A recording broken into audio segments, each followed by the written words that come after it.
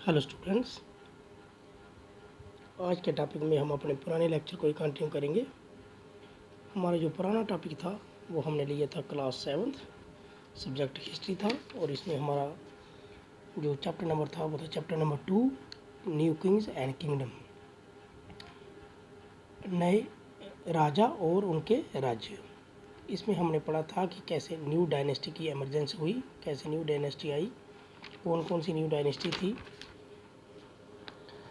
फिर हमने पढ़ा प्रायश्चित एंड लैंड ग्रांट के बारे में पढ़ा। आज जो हम पढ़ने जा रहे हैं warfare for health, warfare for wealth.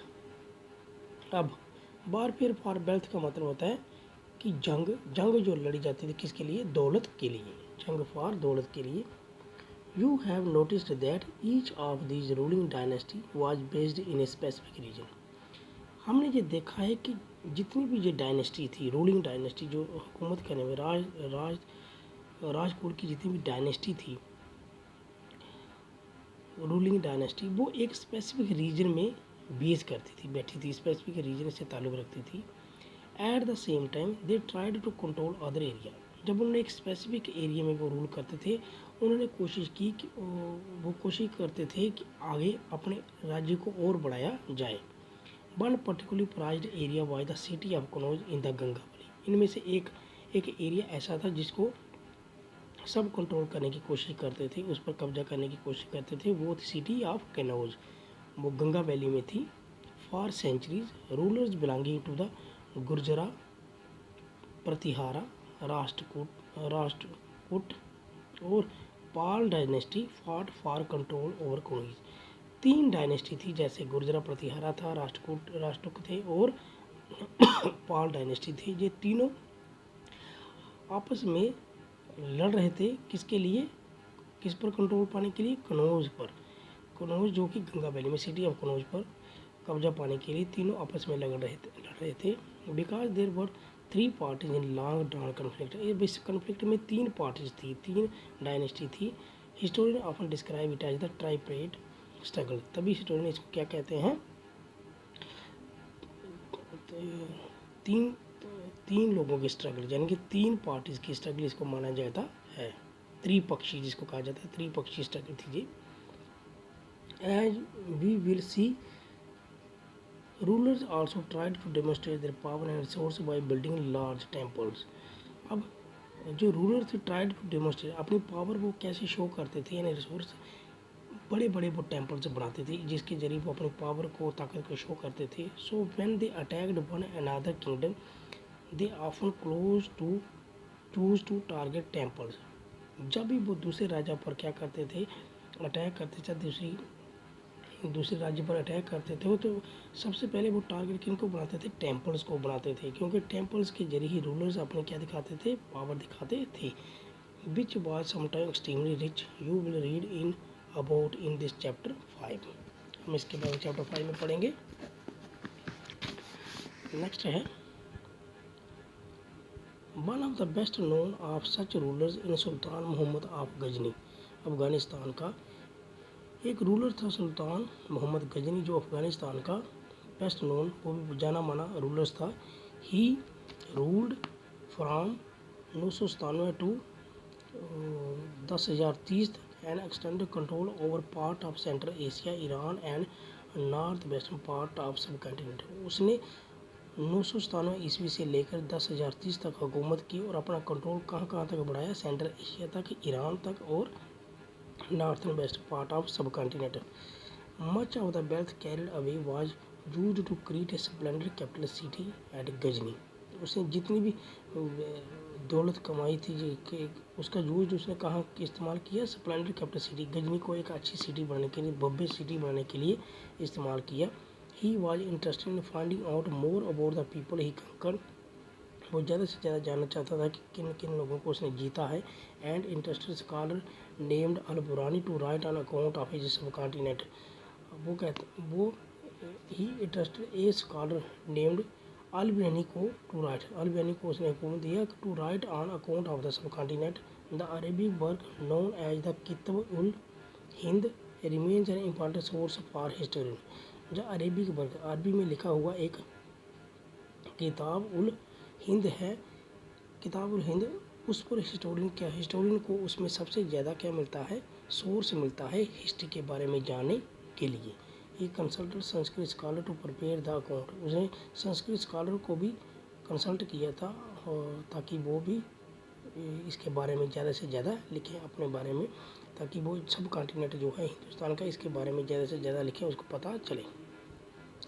Other Kings who engaged in warfare include the Chinnamma. अब जो अदर किंग्स है, जो राजा थे वारफेयर में जो शामिल थे, जो युद्ध में शामिल होते थे, वो चिन्नम्मा थे, जिनको चौहान्स कहा जाता है। Who ruled over the region around Delhi and Ajmer, जिन्होंने ज़्यादातर किन एरियाज़ में अपनी हुकूमत की, दिल्ली और अजमेर के जितने भी आसपास के एरिया थे वहाँ पर भी। They attempt to expand their control to the west and east where they were opposed by the Chalukya of Gujarat. उन्होंने अपना कंट्रोल, उन्हें अटेम्प्ट की, कोशिश की कि अपने कंट्रोल को आगे से आगे ईस्ट की तरफ और वेस्ट की तरफ क्या किया जाए, बढ़ाया जाए, लेकिन वहाँ पर उनको रोका गया किसके द्वारा, चालुक्यस ऑफ गुजरात और गढ़वाल्स ऑफ उत्तर प्रदेश। गढ़वाल जो उत्तर प्रदेश के थे और चालुक्य जो थे गुजरात के, उन्होंने उनको रोका था। The best known Chinnamma ruler was Prithviraj, सबसे बड़ा जो चौहान्स का जो रूलर था, बेस्ट नोन माना जो रूलर था, राजा था, वो कौन था, पृथ्वीराज चौहान था, जिसने 1175 से लेकर 1192 तक हुकूमत की। वो डिबीटेड एन अफगानिस्तान रूलर, उसने एक अफगानी रूलर को हराया था, अफगानी राजा को हराया था, जिसका नाम था सुल्तान मोहम्मद गोरी। इन 1191 में उसने हराया था, but lost to him the very next year in 1192, लेकिन अगले ही साल वो हार भी गया था। फ्राम उरियार टू थानेसबर, उरियार से लेकर थानेसबर तक। How did the Cholas rise to power, जो चोलाज थे उन्होंने कैसे अपने पावर को राइज किया। A minor chiefly family known as the Muttaraiyar held power in Kaveri delta. They were subordinate to the Pallava king of Kanchipuram Vijayalaya, who belonged to the ancient chiefly family of the Cholas from Uriyar, captured the delta from the Mutiyar in the middle of the 19th century। कहता जो मुटियार थे, जो कि कहाँ पर फैले, जिनकी हुकूमत कहाँ पर थी, मुटियार ने अपनी हुकूमत कहाँ जमाई थी, कावेरी डेल्टा के पास। कावेरी डेल्टा जो था उनके एरियाज़ में उनकी हुकूमत थी। तब चोलाज ने क्या किया, उन पर अटैक करके उनको अपने कब्जे में कर लिया।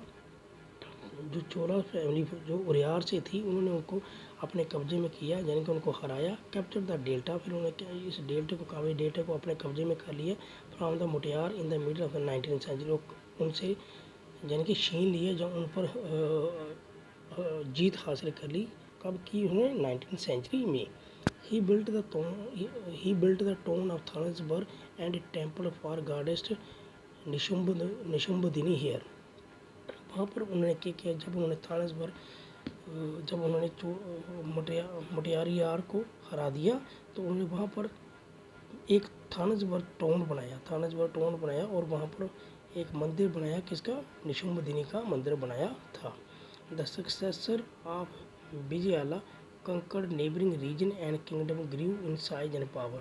द सक्सेसर ऑफ जो विजयाला के सक्सेसर थे, उसने आसपास के जितने एरिया थे उनको बढ़ाया और किंगडम के अपने राज्य के साइज को और ज़्यादा बढ़ाया था। The Pandya and the Pallava territory to the south and north were made part of this kingdom. अब जो पांड्यन थे, जो पल्लव था, उन्होंने क्या किया, अपनी टेरिटरीज को साउथ की और नॉर्थ की तरफ ज़्यादा से ज़्यादा बढ़ाया था।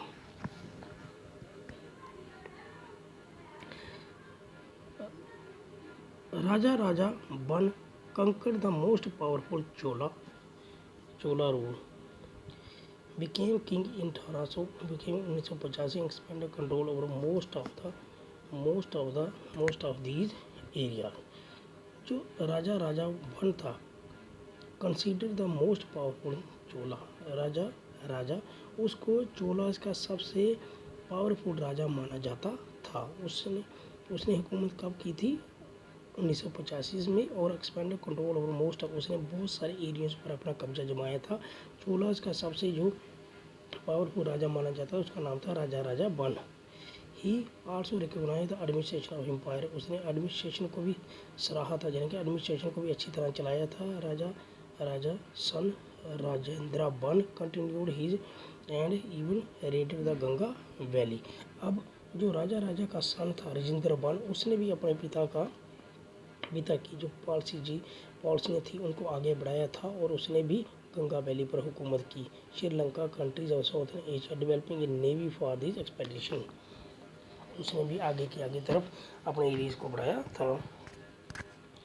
नेक्स्ट है splendid temple and bronze sculpture,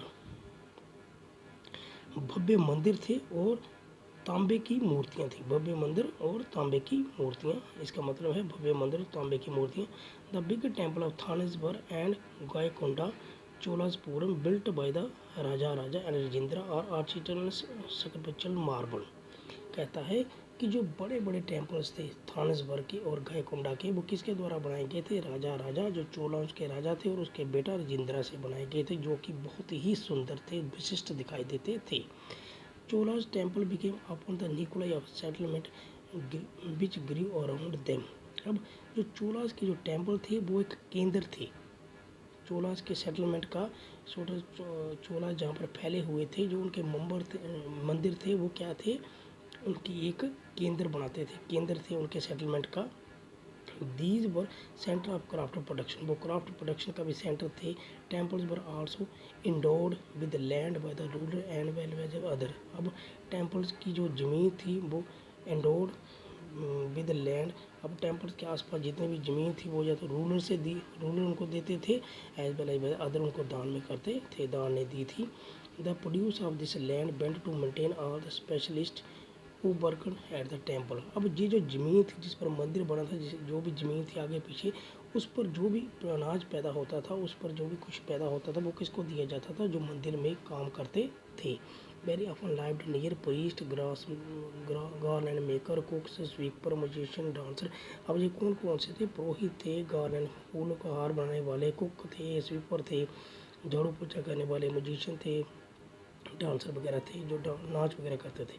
in these words temple were not only place of worship, जो टेम्पल थे वो, कहने का मतलब इन अदर वर्ड्स जो टेम्पल थे वो खाली सजदे की जगह ही नहीं थे। दे वर हब ऑफ इकोनॉमिक, वो इकोनॉमिक आर्थिक का, सोशल का और कल्चरल लाइफ एज वेल, उसमें जिनके हब भी थे, आर्थिक का, सोशल ज़िंदगी का, सामाजिक ज़िंदगी का और कल्चरल लाइफ का एक हब बन गया था। Among the craft association with temple the making a bronze image by the most disable. कहता है उस वक्त का जो क्राफ्ट एसोसिएशन था, जो मंदिर बनाता था, वो the making of bronze images, वो तांबे की मूर्तियाँ बहुत ही ज़बरदस्त बनाते थे, जो डिस्टिंक्टिव सबसे अलग तांबे की मूर्तियाँ बनाते थे। चोला ब्रोन इमेज बाज कंसिडर्ड अमंग द फाइनेस्ट। अब जो चोलास की जो तांबे की मूर्तियाँ थी, ताम्र की मूर्तियाँ थी, वो क्या थी? सबसे फाइनेस्ट मानी जाती थी, सबसे अद्भुत मानी जाती थी। while most images were of the deities, sometimes images were made of the devotee as well। ज़्यादातर जो इमेजेस होती थी इसमें डीएटीज़ की होती, डीएटीज़ में देवी देवता की होती थी, लेकिन कभी कभार वो जो मूर्तियाँ थी वो डिवोटीज़ होती है, जो भक्त होते हैं, जो पूजा पाठ करते हैं, उनकी भी होती थी। तो डियर स्टूडेंट्स, आज के लिए बस इतना ही। नेक्स्ट वीडियो में हम पढ़ेंगे इरिगेशन एंड एग्रीकल्चर। तब तक के लिए धन्यवाद।